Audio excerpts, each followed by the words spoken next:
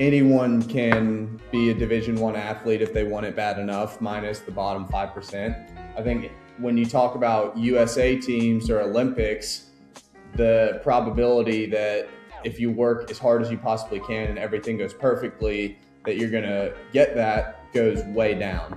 I think you go from 100% chance to being able to go D1 to like maybe 5% chance of making a world team.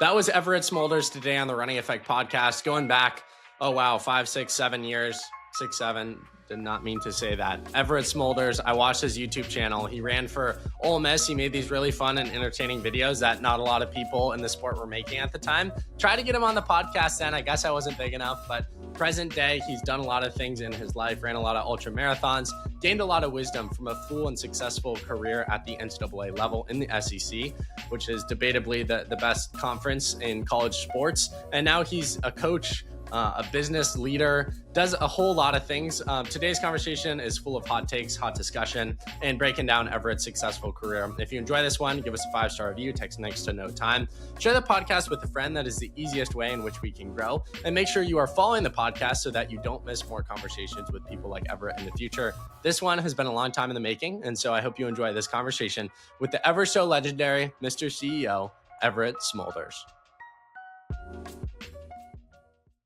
Ladies and gentlemen, I'm sat across from the CEO himself. Everett, I think I was in your comment sections way back in the day asking to get you on the podcast when you were Mr. Big Time on YouTube. I don't think I was big enough to get you on then, but here we are. We've made it happen in the year 2026. This is a big moment for the West Fly fans. The real ones know. How you doing, man?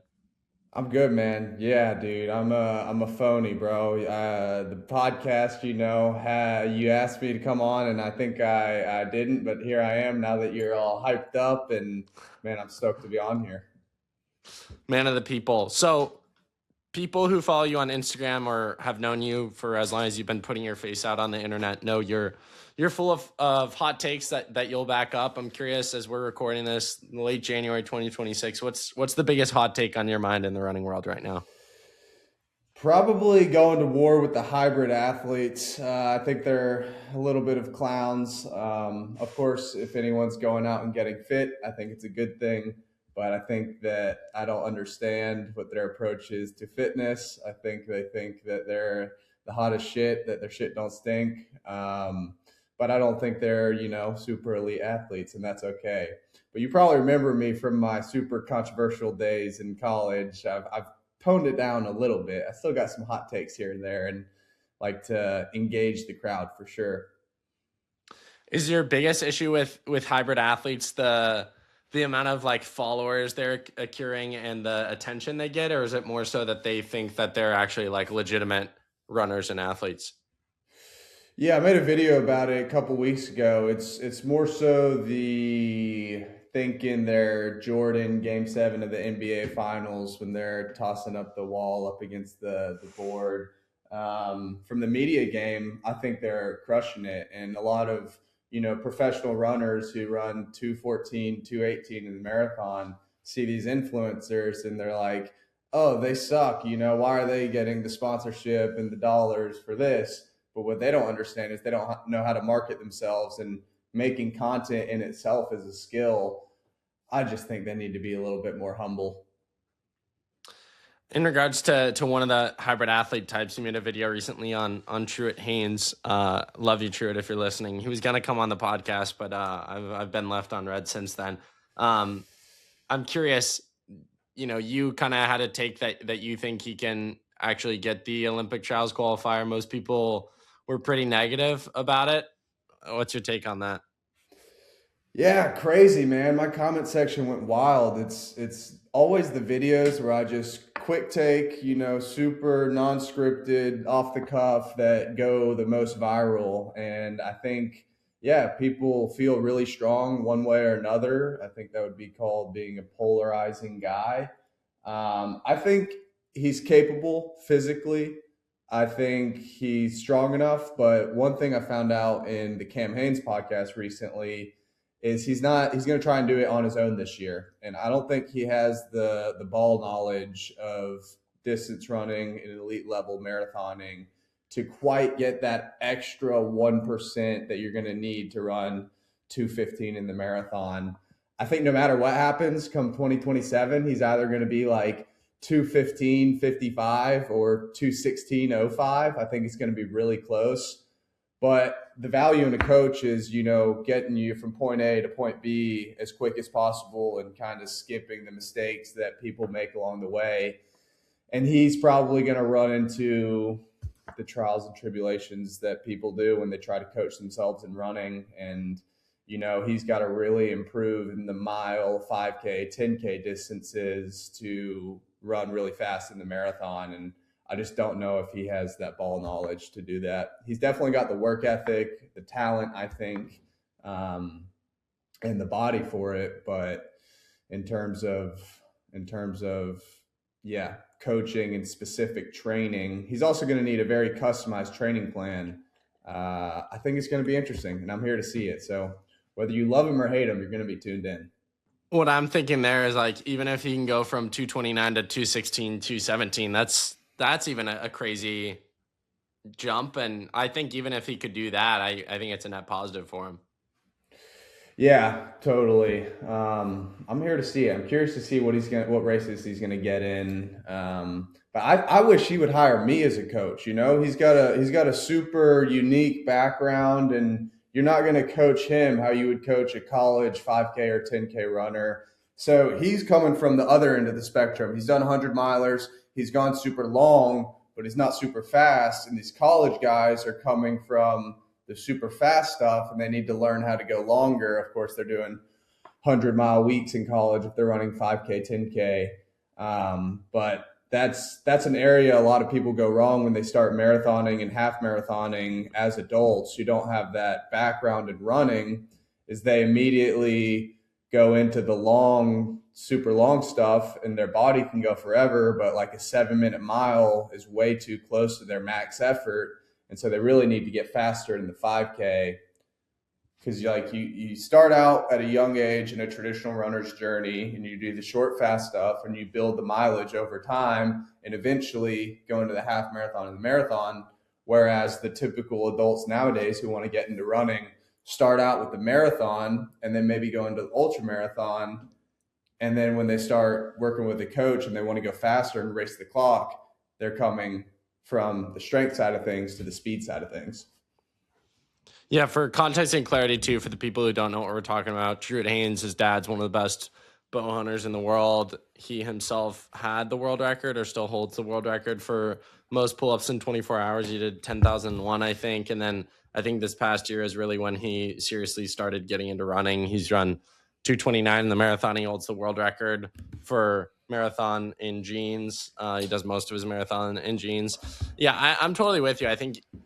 I don't know what his background in the sport is, but I find it very hard to believe that he actually knows the type of work that a 216, 215 guy needs to be doing.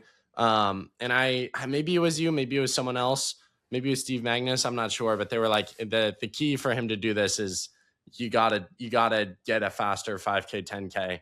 And I don't think he's done that, because when you're racing a marathon and you're newer to the sport, you only have so much ceiling. If you're doing like aerobic volume work, you need to get faster at the slower races so that marathon pace ultimately feels easier.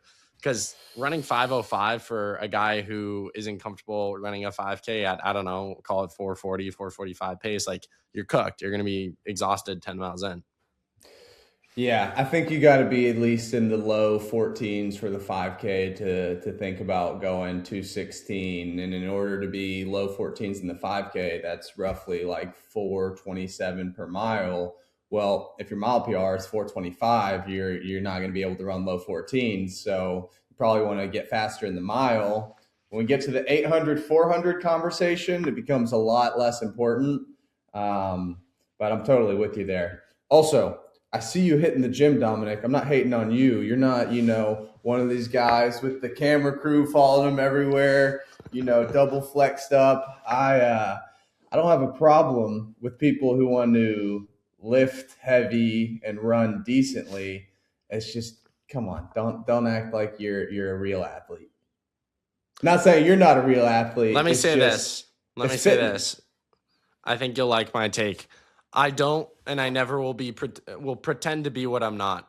I could dedicate my entire life to the sport, and I think I could go high 220s, maybe faster. Maybe if I got you as my coach, we could go low 220s. But there's a ceiling. I don't think, even if I dedicated my entire life to this sport, that I could qualify for the Olympic trials.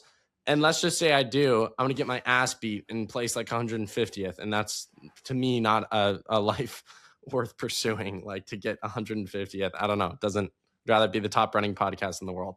Like that, the competition's way, I have a way higher shot at that, you know? So for me, I kind of sat down, realized this, and it was like, okay, I still love running. I still want to do running. I think there'll be chapters and periods of my life where I put more time and effort into it. But I look like a twig.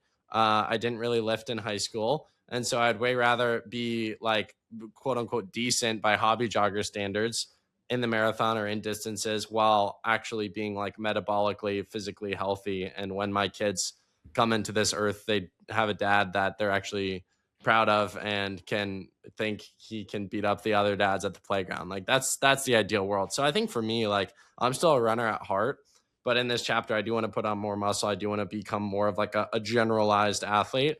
But I'll never claim to be even remotely in the same sphere as the guys who are, because I talk to so many people on this podcast. I know what it takes to be excellent. Like, I'm talking to Josh Kerr tomorrow. Never going to throw myself in that conversation.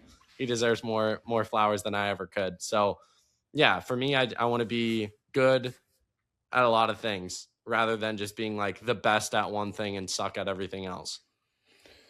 Yeah, I respect it. I'm in the same boat. I just need to get my home gym set up.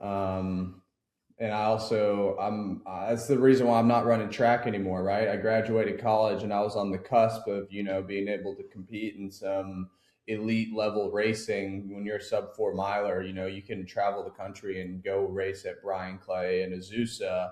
But rather than going and doing that and trying to compete against Ethan Strand and Nico Young and these guys, I'm like, well, maybe my lane to be the best in what I do is to go into coaching or social media or whatever it may be.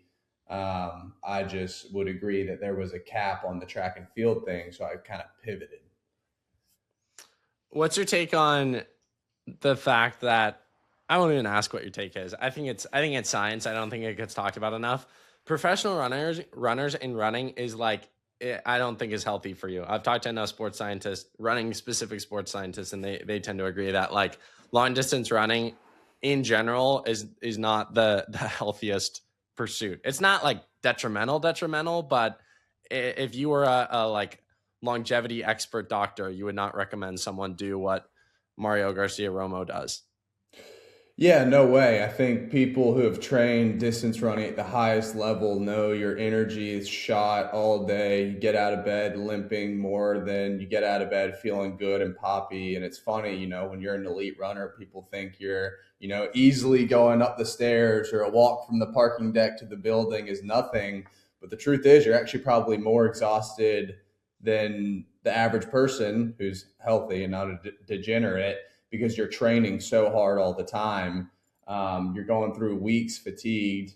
And actually, the program that I'm putting together and the people that I want to work with are the health and longevity space. And I kind of want to disguise it as marathon training, half marathon training. And I don't know if you know Peter Attia, super renowned doctor. He has a I think his daughter listens to the program. podcast, so Let's shout him go. out. Yeah, shout out Peter Attia, super knowledgeable. But if we're talking from a health perspective, I think weight training 4 times a week, one long zone 2 session, aka a long run, and then the thing that most people are missing is high intensity intervals. Like, there's a ton of value there, as opposed to just doing easy zone 2 cardio all the time. And then you fill in the gaps with, mobility work and easy running. But it all depends what your goal is. These are probably 40, 50-year-old guys whose goal is going to be more catered towards living longer and healthier for their families, whereas a 25, 30-year-old dude probably wants to squeeze the most out of himself early on and go compete. So it's all about what experience you're looking for. If you're hiring a coach or just approaching your training, it's like, what experience do you want? Do you want to go compete in the Olympic trials and the marathon and run as fast as humanly possible? You're gonna be riding that red line for 16 weeks, and I respect it a ton. I would be in that boat if my life could support it, but I'm in a different chapter right now.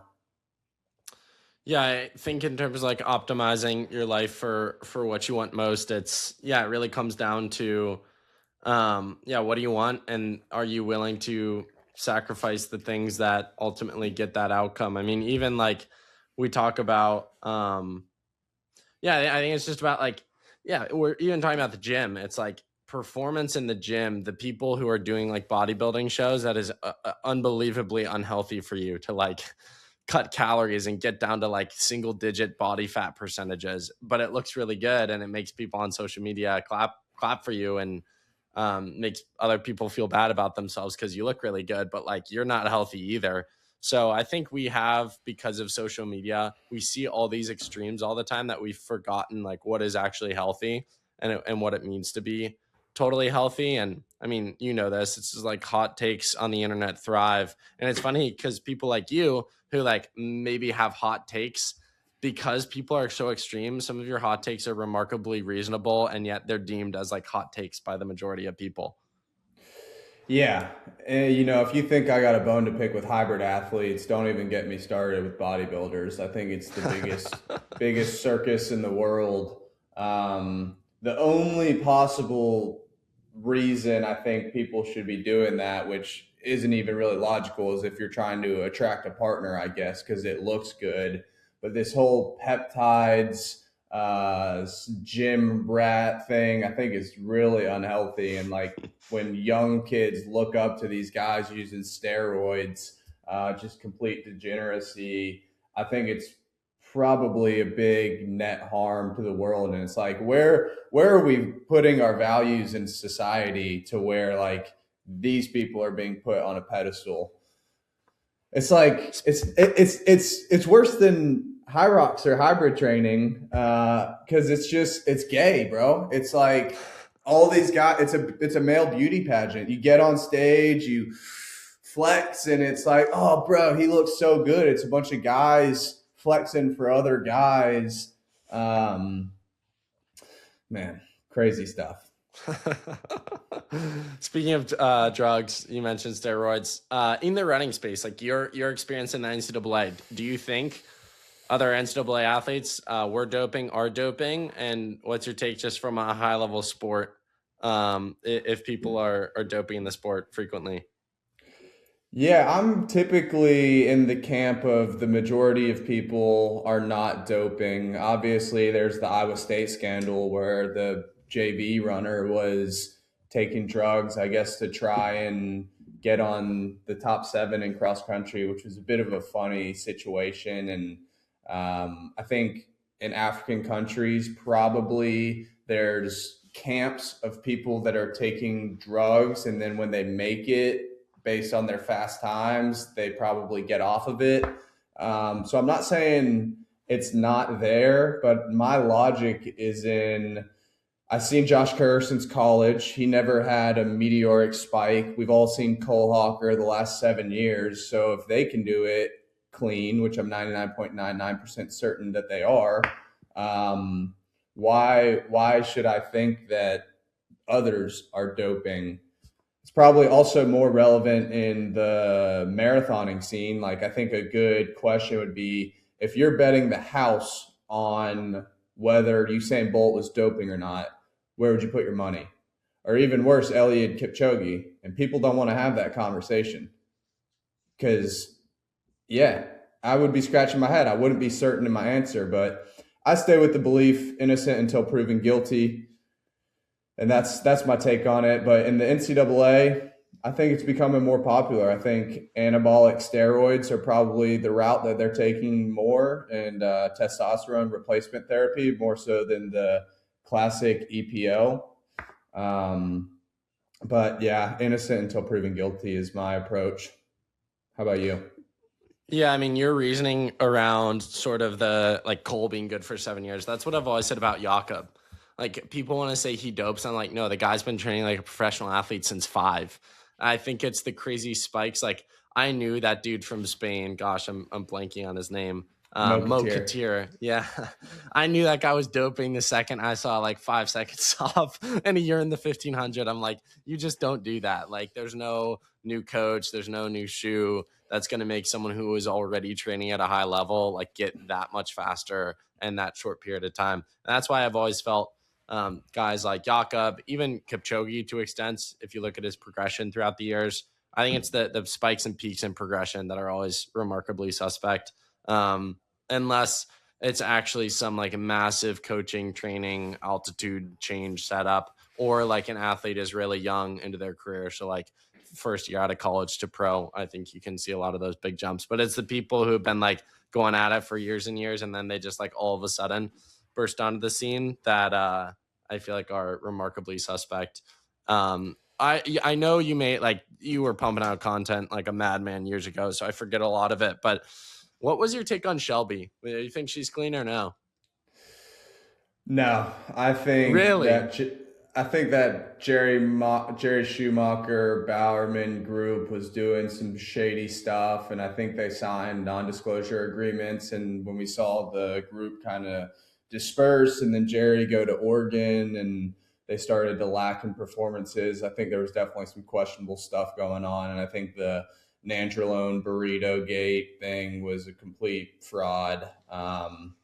And if we were talking about these people who are suspicious and have these meteoric rises.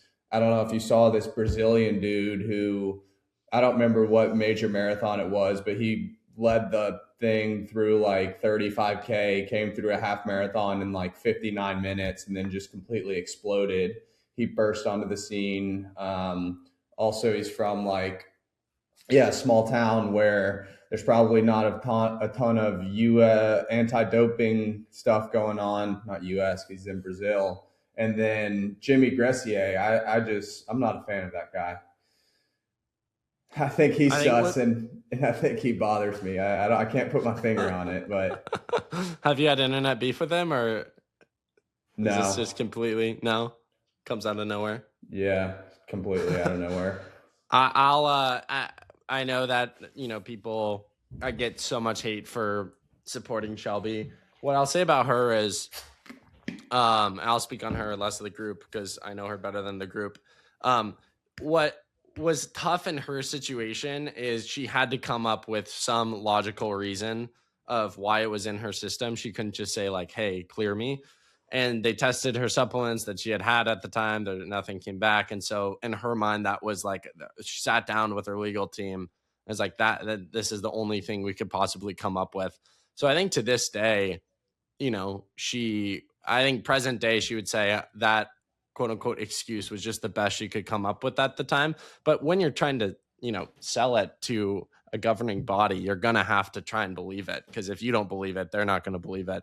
So I feel like I would have done something similar in her situation. I think to this day, she would say, yeah, she doesn't think it. I think I've asked her straight up, and I think she said on the podcast, like, she doesn't necessarily think it came from that. She has no clue where it came from, but that was just the best she could do. What I think is remarkably sus is like that they didn't take other things into account. Like, she got an independent polygraph test.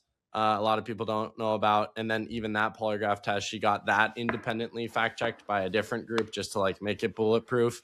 And then I think the most fascinating piece of the case is like, you look at the timing of when it all went down, and it just, December, she did a hair sample test independently, and she didn't have traces of nandrolone. So she wasn't long-term doping. That's factual. Like, any scientist would say that. And so it's like, why would you just like do quick hits of this in December? And why wouldn't you just, and they've done studies on this as well. Like, nandrolone leaves your system after like a pretty short period of time. She would have to be so stupid to not move her drug window test from the morning to the evening. So either she's just really stupid, or I feel like there's more facts of the case to just say specifically with the US food system and supplement system, I think stuff can show up in your body. I think she just got dealt a really bad deck of cards, and then 4-year ban I think is crazy. Specifically with the timing of the COVID cycle, like give her 2 years. If she can't find where this came from, that sucks. I feel for her.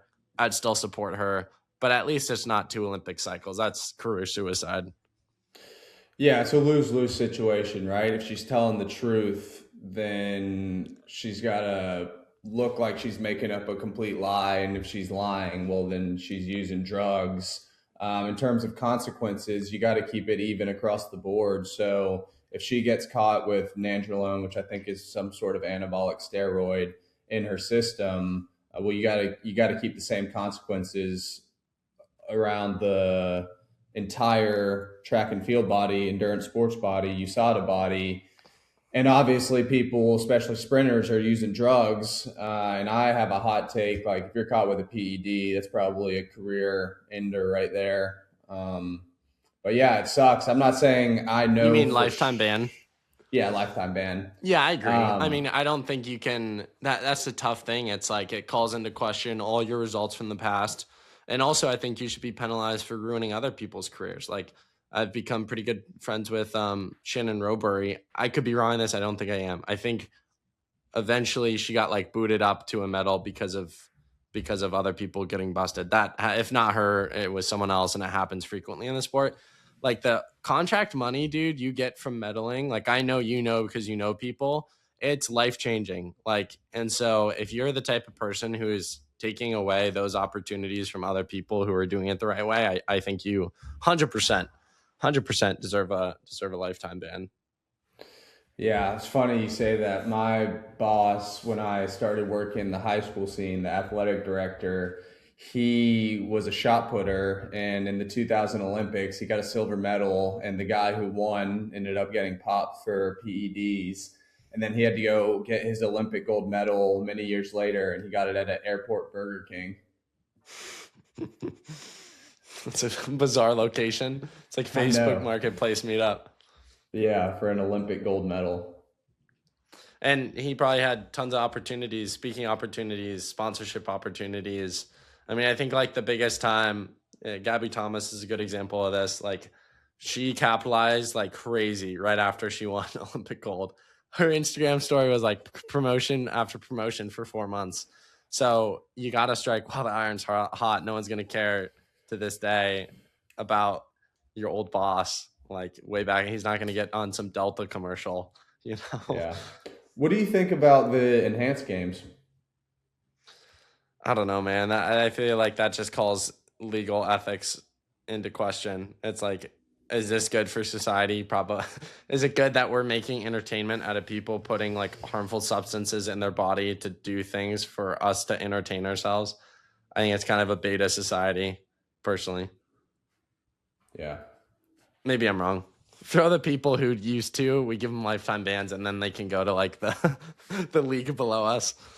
Yeah. I mean, a lot of people, like if you ask the Spider, Aaron Brown, he'll tell you 95% of sprinters are doping. And if you look at like the all-time top 50 100-meter list for people who have been caught in some association with performance enhancing drugs, it's like the 70th guy that's not Usain Bolt is the clean one. How far do you think you can go off of like Everett, let's say like kid doesn't have like wildly obese genetics or like has a pretty normal like American biological tree. How far do you think a kid can go from just like really like not crazy talent, pretty normal baseline talent, but like really good work ethic, will do whatever you say, and you get them at a young age? How far do you think that person can go? What do you think the cap is on someone who doesn't have a ton of talent? That's a great question. I considered myself this my whole career, and obviously talent exists. And the top 5% who also have the work ethic and the resources and the coaching are going to be the Marco Langons, Cole Hawkers of the world. And then I think there's also the bottom 5% that it's like no matter how hard they work, no matter how committed they are, they're just never going to really get to that elite level. But in the middle, you've got 90% of the average kids. And I think this sport, more than any other sport, it's kind of similar to like UFC, in my opinion, is like the work you put in is what you get out. And I think hard work always, in the long run, in the end, you get rewarded for, yeah, exactly what you did. So if I take a sixth or seventh grader, and I'm unk, man. I can't stop doing the 6-7 jokes. If I take a sixth grader who's committed and they're just average, middle of the pack in the PE mile. This was me, by the way. And we start them out at 25 miles a week. They're going to go to 35 in seventh grade, 45 in eighth grade, 55 in ninth grade, 60 in 10th grade, 65 in 11th grade, 70 miles a week as a senior. I think they could become a 14 O's to 14 30s 5K runner off of just work ethic alone. I think they could get low fours in the mile if they're really talented, maybe sneak under four. And then when they go off to college, who knows? I think it's also hard to say how talented they are, because I think sometimes you'll discover how good they could really be after 10 years of doing it. But I definitely believe that anyone can be a Division I athlete if they want it bad enough, minus the bottom 5%. I think when you talk about USA teams or Olympics, the probability that if you work as hard as you possibly can and everything goes perfectly, that you're going to get that goes way down. I think you go from 100% chance to being able to go D1 to like maybe 5% chance of making a world team. I think a lot of people who aren't in the bottom 5% think they are as a justification for their lack of work ethic. What would you say to those people?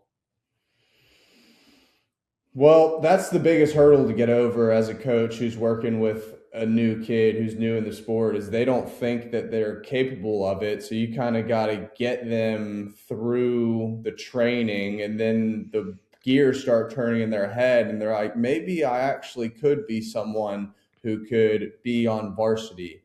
And then as they continue to work hard and go through it, their brain opens up to more possibilities. Okay, maybe I could actually be someone who's a key player on this team. Okay, you know what? I'm starting to get more confident now. Maybe I could be a leader on this team. I wasn't the best in the beginning, but now I'm one of the best on the team, and this is my thing. So I'm going to go all in, and I'm going to be a key player of this team.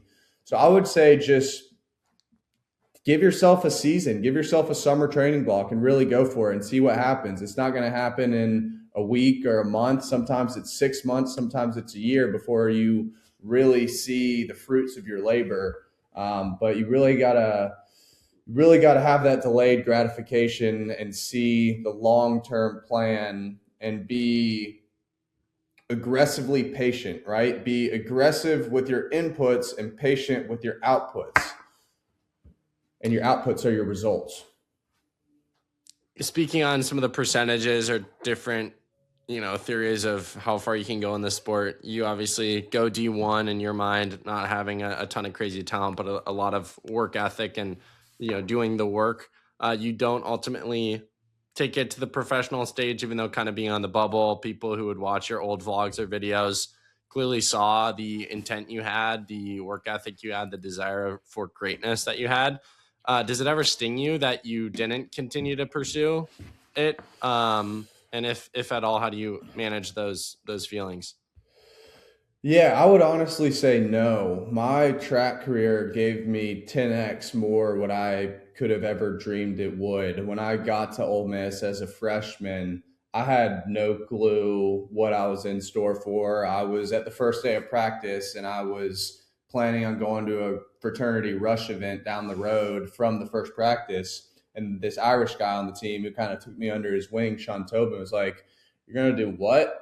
Like, you have this opportunity to run Division I on the best team, middle distance team in the country, and you're about to be 1 foot in here and 1 foot in the fraternity." He said, "Just give it a semester and see what happens. And then I joined this world-class training group and had an insane level of growth from senior year track season to freshman year college indoor track. And after that, I was completely hooked. And honestly, by the time my fifth year senior track season was over, I felt like I gave it everything that I had. And I was honestly, I don't like the term burnt out, but I was so sick of not performing and having all this pressure on my shoulders. Like every single time I got on the starting line, the nerves of the race completely consumed me and killed me. And I would describe that as feeling alive, but I just needed a break from the sport. I needed to get away. And so I took a month off and traveled, and I still didn't have any desire to get back on the track. And that's where the 100-miler stuff, the ultra stuff came into play. And now I have a way different relationship with running and competition. And so long story short, to answer your question, I don't have any negative feelings about how my track career ended. If I hadn't have broken 4 minutes in the mile, and I still hadn't to this day, I would still be training to do that. That was my lifetime goal. If I could do that, I could retire happy. And now I just really love coaching, and honestly, the competing that I do isn't for sponsorships or for my own glory. It's because I really love it. And so when I'm on the starting line in a marathon or half marathon or ultra marathon, I'm just so happy to be there. There's no nerves, no pressure, and it makes it super enjoyable. Dude, you'll have to I pitched this idea. Do you know the Life in Stride podcast? Yeah, I actually went on there, but I don't think Okay, I was gonna say you should. I was gonna say you should go on because you'd have a fun time with those boys. I pitched this idea to them. You should do this with me as well. I don't know if we can make it happen this year. I want to do a marathon with like a small group of guys in live stream and do a whole podcast the whole time. Like imagine you got clearance from a marathon and you just like chopped it, like basically what like I Show Speed and those guys do with their streams. I think it would blow up, and I think you could have such a fun time. And then you could just like redistribute it on, Spotify feed, YouTube feed. You take like questions from the audience. You go on like side quests within like the quote unquote race itself. I mean, I would I would run like 3:45 or whatever, or 3:30, like a comfortable talking pace. I'm washed up. I never ran for Ole Miss. I can't be claiming to run much faster, easy than that. But I think that would be so fun to just do a marathon and like live stream the whole thing, make a whole event of it. I think it'd be sick. Yeah, that would be sick. I think those Meta glasses would maybe help if they had more than 3 minutes of battery life. Dude, I was at Meta when they unveiled those. I was part of that. It's crazy. I got to run with Mark Zuckerberg.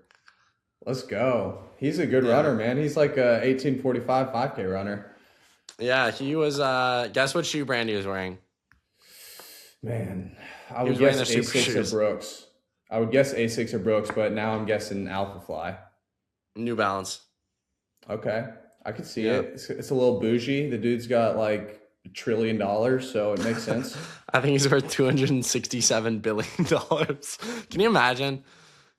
Like I was actually talking with the Life in Stride boys. I was like, there's really no difference in your livelihood between like $1 billion and 267. Like if you're a billionaire, you literally cannot find enough ways to spend your money. Yeah, no, I was in Switzerland for Christmas break, and it was kind of crazy just observing people who are these like mega wealthy dudes. They don't even see money. They don't even think about money. Everything they see is just free. They've all got private jets, and yeah, they don't consider the price on a menu. For me, how I will know I've made it if I go to a grocery store and I don't think about any prices. I can just grab whatever I want, and that's it. Go to Whole Foods, stock up. Yeah. It's not even something you consider. This is crazy. So I looked up how much is Zuck worth. So 220 billion to 230 billion range. This places him consistently among the top 10 richest people in the world, usually around sixth place. So I said, how much would you have to spend every day to break even? It said, let's do it cleanly. I assume Mark Zuckerberg is worth 220 billion. If he spent it evenly until age 100, so 59 years left, he's 41, he would have to spend $10.2 million per day for the rest of his life to hit exactly at $0 at 100. And that's assuming he doesn't make another penny between now and then. Yeah, it's insane. Yeah, like spending money at that level becomes a skill. It's insane. Yeah. I mean, I think one of my mentors, Sahil Bloom, has got this like great philosophy, which is like sitting down and asking yourself, like, what is enough? Because he's like, so many people shift that goalpost once they get to that thing. And I found myself in that scenario last year. Like, I was doing things that I never thought were possible, making money that was a dream. And it was like, oh, I should sit down and figure this out. I think for me, I'm not married yet. I know you're a married man, which is awesome. Something I look up to. I think a lot of my goals will be once I get married, have kids, and what it looks like to provide for them. But even that's going to be a really interesting discussion where like, doesn't matter if I'm a multi millionaire. I want to bless my kids, but I never want them to feel privileged. The second they can get a job, they're going to get a job. The second that they can join a sport, they're going to join a sport. They can't quit halfway through the season. I think that's really important. I don't, regardless of how well I do, I really want my kids to, be raised with a mindset, an attitude of gratitude. Like my mom was one of 12 kids, which is crazy. And they only had one bathroom. Like she'll never say they were poor. To me, that sounds poverty. So I was very much raised with the mindset of like, you be grateful for whatever God gives you, whether that's her situation or if you're making millions. Yeah, totally. And I appreciate the kind words about, yeah, looking up to someone who's married. I got two thoughts about the wealth thing. Number one, and you can relate to this, is like something I would encourage people to think about when they're thinking about their career is if money didn't exist and we lived in a society that wasn't capitalistic, how would you spend your time every day? Because you can only travel so much, you can only go to so many clubs, you can only buy so much pleasure and entertainment. And so once all of that's done and you're trying to find what your purpose is, how would you spend your time? And then once you come up with that answer, I would try and enter that industry at the lowest level and gain as much experience as possible. So for you, you've got a God-given gift and talent to write stories, do journalism about running specifically. Maybe one day it'll pivot into business. But a lot of people graduate college and they don't know what to do. So they just go get a finance job or some sort of sales job because that's what pays the most money. But if you think about your quality of life, if you take a job that you love and make less money, you're probably going to be healthier and enjoy your time a little bit more. Um, what was the other thing? Do what you love, chase the money. I don't know. If it comes back to me, I'll let you know. But that's that's my thoughts on this whole money and career thing. Yeah. What would you do if money didn't exist? If, like you get paid to do anything, what would you do? I think is a great question to ask your friends, see what comes up. And a gut punch moment for me, I remember before I was making a cent off the podcast, very much like hobby era in high school. I told my mom, I was like, if I could make $50,000 one day. So I wasn't even like today. I was like, one day, if I could possibly fathom to make $50,000 off the podcast, I would be like happy for life. And that's a gut check moment. Like one of my favorite quotes is, you've already achieved goals you said would make you happy. And that's one of those moments I go back to and I'm like, I easily make $50,000 off of this now. Like, and I'm like chasing. And if you don't actually set parameters around yourself, I think intrinsically, maybe this is a pessimistic worldview, but I think intrinsically humans are pretty selfish and self-centered and even with ourselves. And so we're always going to move that goalpost to a little bit more, a little bit more, a little bit more. Like pride is the fall of man. So I think if you don't, and the same for running, right? If you are a high school athlete and you want to make the state championship meet and you make the state championship meet, be damn happy you made the state championship meet. Don't worry about winning the state championship meet. There's a time for that. There's a time to worry about going D1. But like, that's where I'm convinced that people like Jakob or Josh or Eliud Kipchoge, like never actually were happy during their careers, because to be good at professional sports, you almost always have to look at the next thing. So I think it can be a really miserable profession. Because if you don't care about that, there are 5 sports networks commenting that you need to be doing X, Y, Z, and that's going to seep in eventually.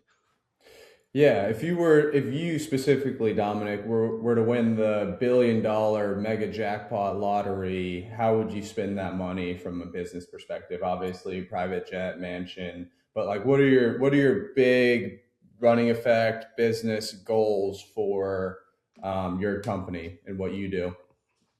Yeah, I would say I'd go to my financial advisor immediately and I'd find what stocks and trusts do we want to put this in. I would donate a ton to causes I'm passionate about. And then I would say from there, I would probably just feel less pressure in my day to day to quote unquote make it, because I would be financially set, but I don't think I would work any less. I think I would make a lot of strategic hires around things that I know could influence the business. Um, and I think I would do honestly, I wouldn't change too much of what I'm doing day to day. Yes, I'm sure I'd buy a Porsche. Yes, I'm sure I'd buy a nice home. I'm sure I'd buy my parents a home, whatever it might look like. But I can confidently say that if I made $30,000 off this job or $1 million off this job or a billion, right, I would be doing what I'm doing because it's what I'm passionate about. I think what people can get wrong, I'm sure you feel similarly, whether it was when you're at Ole Miss or present day, like people can glamorize your life because it like looks nice on social media. And I'm Christian, so a lot of my world belief comes from that. But I'm like, yeah, there are bad days too. Like I have really hard days, just like anyone else. I think my highs are higher, and I think my lows are lower than most people. I think that's how it tends to be in these industries. But I think a full range of emotion isn't necessarily bad. I think it's just can give you whiplash sometimes. And if you're chasing anything meaningful, you're going to have really hard moments and you're going to have really high highs. I think the key battle is just like how do you be grateful for everything you've achieved while still having that fire to go and achieve more. Like when I went from high school, $5,000 in my bank account, taking a gap year to see if I can make this a full-time job, it's so hard to replicate that fire and energy I had. It's nearly impossible. There are very few bigger motivators in life than feeding your own body and like having a Yeah. roof over your head. I always knew I could fall back to things, but that's not enough of a reason for me.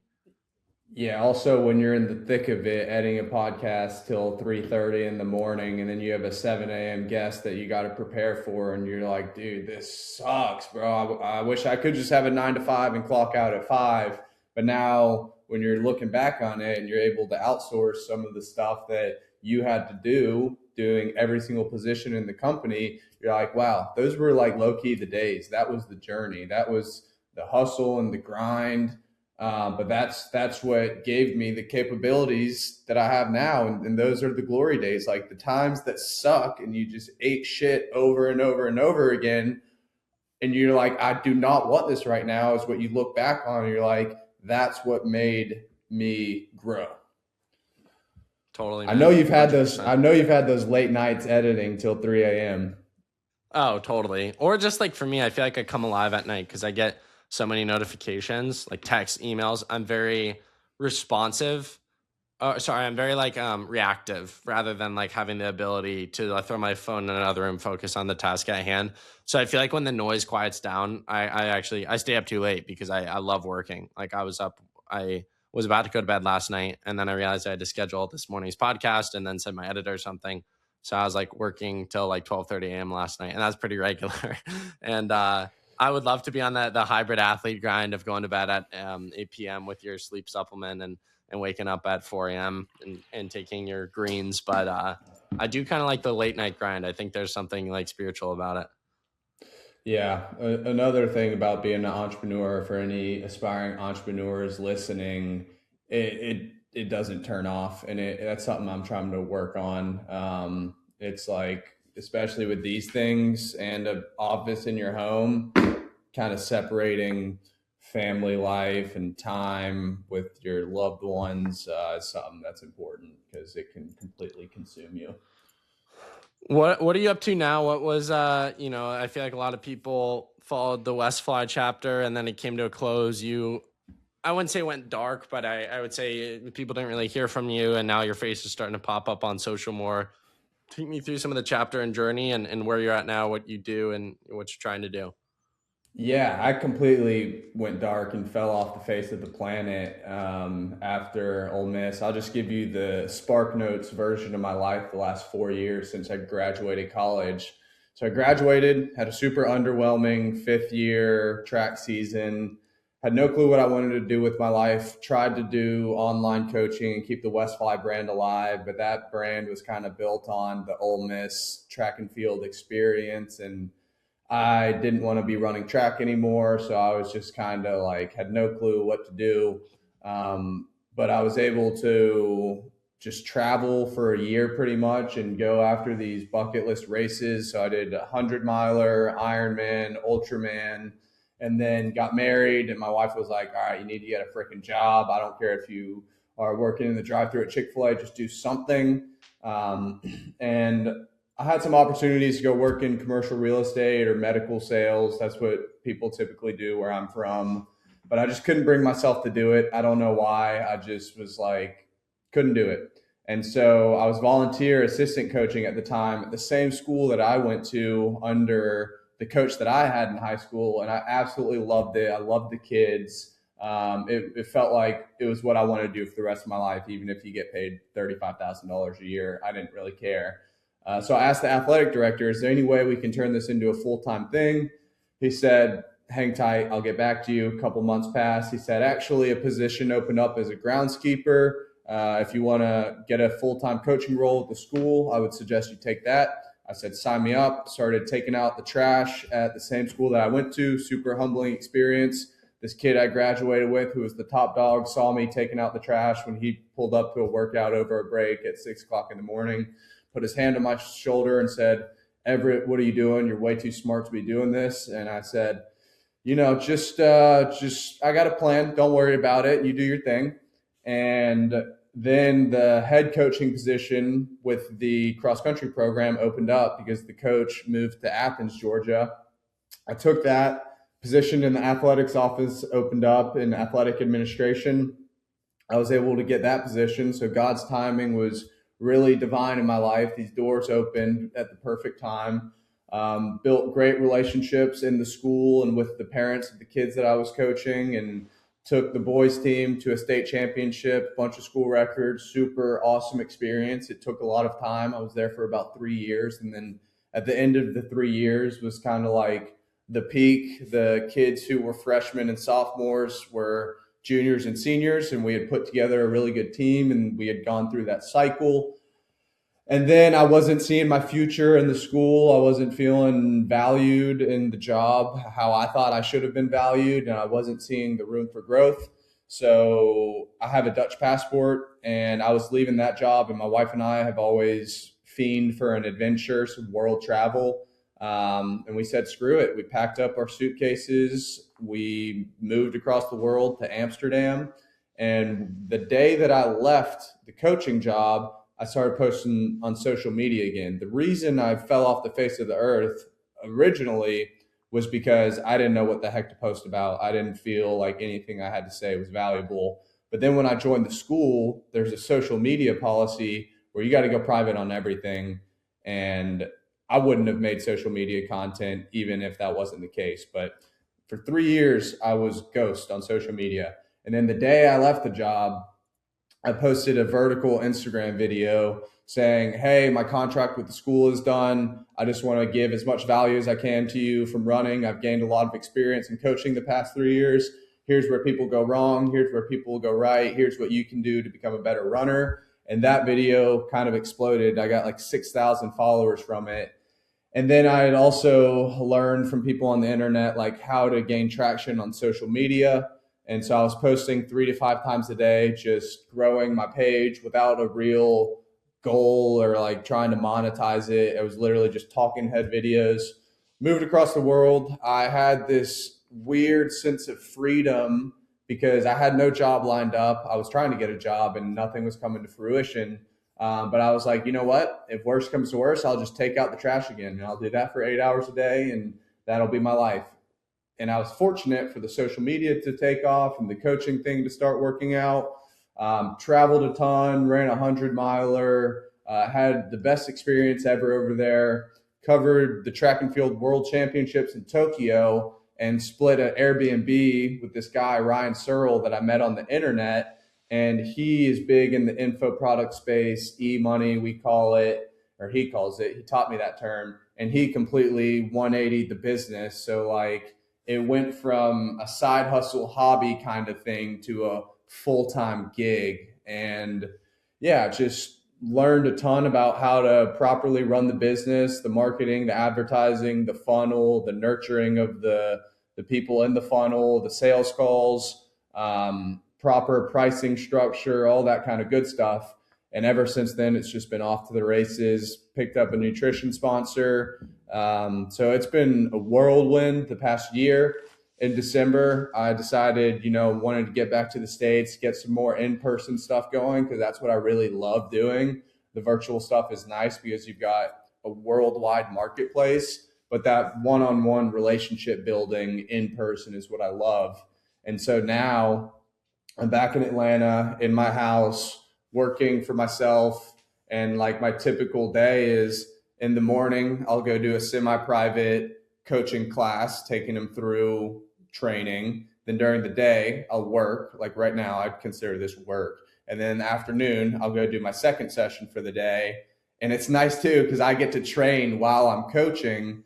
So my training plan is all of my athletes' training plans, and like hopped in a marathon this weekend. But yeah, it's been cool. Like I would say I've built the life in a way where it's ideal. I get to run, I get to coach, I get to provide value to other people, and I just wake up every day and thank God that these opportunities have opened up and that I get to call this a job.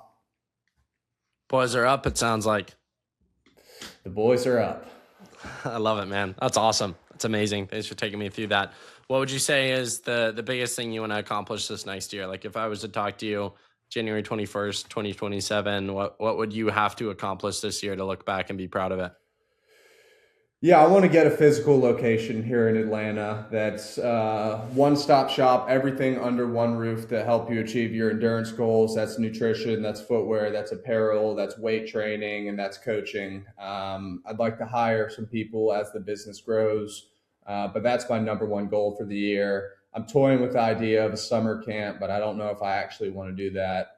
And then for me, athletically, the Keys 100 is my main goal for the year. How about you? Oh man, so many things. I'm in this transitionary phase where I've had the podcast for a while. I have all these followings. I have this massive podcast, so many dedicated listeners, but I make all my income through the brands I work with, which is great. I love working with great brands who I'm passionate and believe in. I'll never work with someone I don't believe in, but I don't think it's the most sustainable thing. And I really want to create meaningful products and companies, more so companies, less of products, companies off of what I've built with the Running Effect in things that will provide value and impact to people's lives. And that sort of, what's the thing to the Running Effect that Prime is to Logan Paul type situation? Something of that sort. So I have two companies kind of in the making right now that I can't say anything about. So if I get traction on those while continuing to bolster everything I'm already doing, I think that'd be amazing. And then, yeah, personally, man, just want to grow physically, grow emotionally, spiritually, mentally. I think last year I got really burnt out. So figuring out like, hey, what's a more sustainable sort of rhythm for my life? I felt very like spiritually dry and like mentally just checked out at the end of last year just because I went too hard. And no amount of money or working with XYZ company is worth you not enjoying what you're doing. And we talked about that a little bit earlier. So I think for me, getting to like a really sustainable place where I'm coming into each day of work with a place of joy and intention and fire. And I've already started to feel those shifts. So that's great. And then, if I can be thrown in your hybrid athlete hate group, I think that would be great. If I'm big enough to be considered a hybrid athlete and hated, that would be ideal, but I'll never make that my brand. I think for me, another thing is like, I was telling my girlfriend this last night. This would shock a lot of people, but I think I have like a genuine fear of man.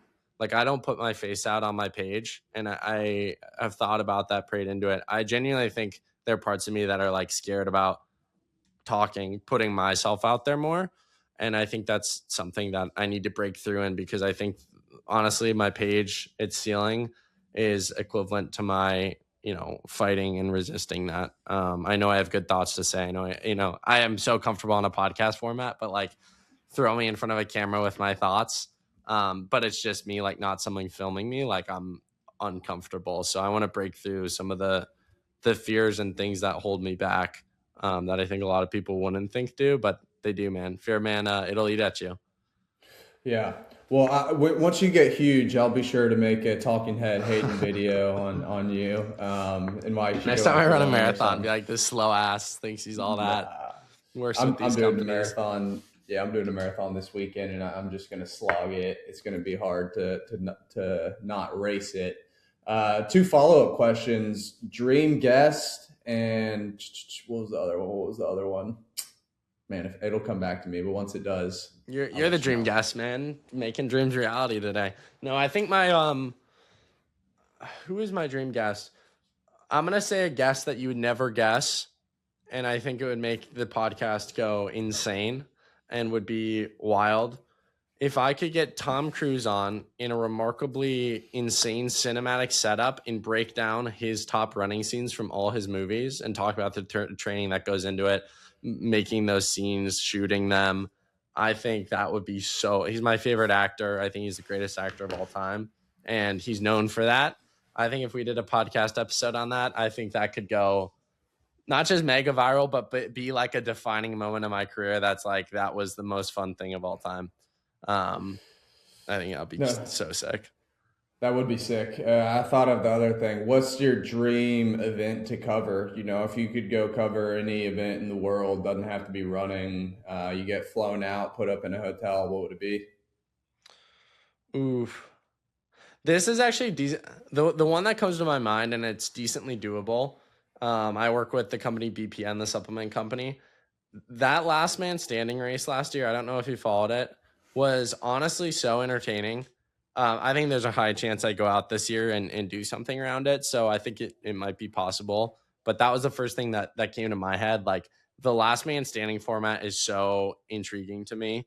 I think in terms of like event to cover, a dream, I think it's one that doesn't even exist. Like, I think it's like if Nike does like another Breaking 2 type project, I think if like I got like exclusive access, or we can make like a documentary around that, I think that would be really cool. I love the events where it's about, like, I do Festival of Miles every year with Hoka. It's my favorite event every year. It's like 10 high school boys right on the line of breaking 4, and the energy is palpable in that stadium. So I'd say like that exists, probably a last man standing, BPN last man standing. And then like actual answer would be like something that doesn't exist yet, but is like would be like groundbreaking type situation. Yeah, I applied to be in that last man standing race where they went crazy far and then got shut out by the lightning storm. And I'm doing the speed project this year with a group, Not Dead Yet. That's going to be cool. If you want to get into that race in the future, text me and I'll make a call. Dude, things can be done. I don't need to text you. I'll tell you right now. I want to be in it. I want to show those hybrid athletes what's up. But how far do you think you could go? Dude, I don't know. It kind of scares me for my health. Like, I'll just keep going until I'm dead. But I think those people who have muscle and can actually lift weights in the gym have an advantage over your traditional lanky marathon runner. You really need durability for the long stuff. And another thing I'll say about the hybrid athletes that is a compliment is there's a ton of marathoners and 5K runners and mile runners that can't lift a freaking weight in the gym, and they're a bunch of pansies. So totally, it's not just one sided. No, I would never trade bodies with Jakob Ingebrigtsen in a second. Dude, it's crazy. You look at Jakob's legs and you would expect them to be super vascular and ripped, but they look like sausages. I've thought that my whole career. Well, I mean, it's most people, or marathoners specifically. It's like there's no way that you're comfortable in your body. I could be wrong. This is obviously throwing out a mass assumption, but I think the more marathoners I've talked to recently, they're actually starting to get in the gym more because they realize the benefits from it. But anyways, man, we're coming up on time here. I'll have to get you back on. Final serious question for you. What's the final takeaway message for the audience today? Can be anything. I would just say it's going to be corny. Just whatever your goal is, multiply it by 1,000 and dream big, shoot for the moon, end up on the stars, and go for it. Love it, man. And final question, the question I ask every single guest on every single podcast. If you had Gordon Ramsay coming over to your house for dinner, what would you choose to make for him? Ooh, I'd have to go with my staple, chicken curry. Love it, man. Love it. Everett, thank you. Long time guest, in 5 years in the making at this point, probably. A privilege and pleasure to do it. Lived up to the hype. I feel like, I mean this, man. We talked for an hour and 4 minutes, and I feel like there's a gajillion more things I could cover with you. So this might be a regular occurrence. The audience might have to get used to seeing your face more, but appreciate the time, the wisdom, the hot takes, everything, man. You're stellar. I've loved your career. I've loved your videos from the first one that I ever found, which was way back in the day. I think you're great. I think you're great for the sport, great for the world as a whole. So keep sharing your wisdom, man, because you have it, and big things ahead for you. Thanks, dude. Anytime you want me on the pod, I'll clear my schedule and come on, and I'm sure we'll cross paths in person one of these days.